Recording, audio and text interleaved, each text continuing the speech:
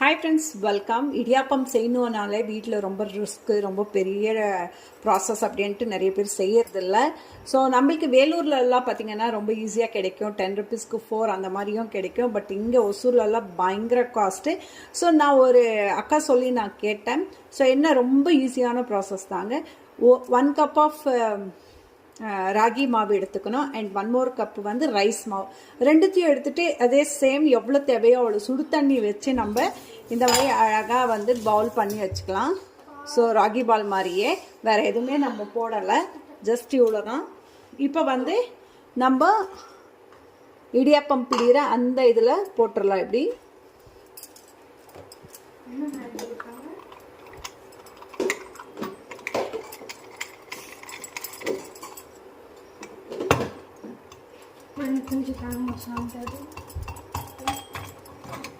இருடா, பச்சையா சாப்பிடக்கூடாது.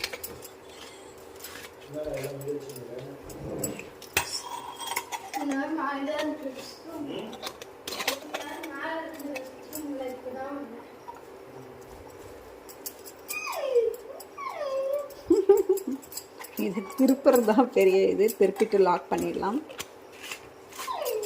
ஸோ லாக் பண்ணியாச்சு, டைட்டாக லாக் பண்ணிட்டோம். இப்போ பாருங்கள்,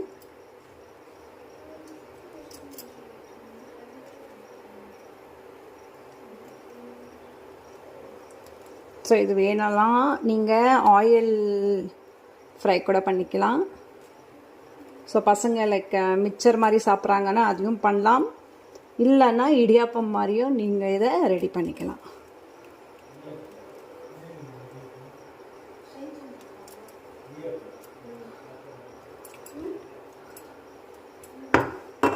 ஸோ பாருங்கள் ஃப்ரெண்ட்ஸ், செம சூப்பராக வந்து ரொம்ப ஈஸியாக எந்த ரிஸ்க்கும் இல்லாமல் அழகான ஒரு ராகி இடியாப்பம் ரெடி ஆயிடுச்சு.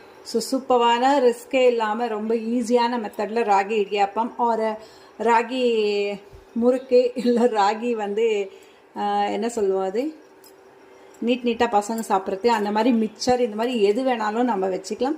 ஸோ ஐ திங்க் இந்த வீடியோ உங்களுக்கு பிடிச்சிருந்தா மறக்காமல் லைக், ஷேர், கமெண்ட் பண்ணுங்கள். தேங்க்யூ ஃபார் வாட்சிங் மை வீடியோ. இப்போ நான் வந்து ராகி இடியாப்பம் தான் இது பண்ண போகிறேன். இதை வந்து நல்லா நம்ம ஸ்டீம் பண்ணிடலாம். ஸோ ஸ்டீமர் குக்கரை வச்சுட்டு நம்ம ஸ்டீம் பண்ணி எடுத்தோம்னா நம்மளுக்கு சூப்பரான யம்மியான ராகி சேமியா ரெடி ஆகிடும் இடியாப்பம். பாய்.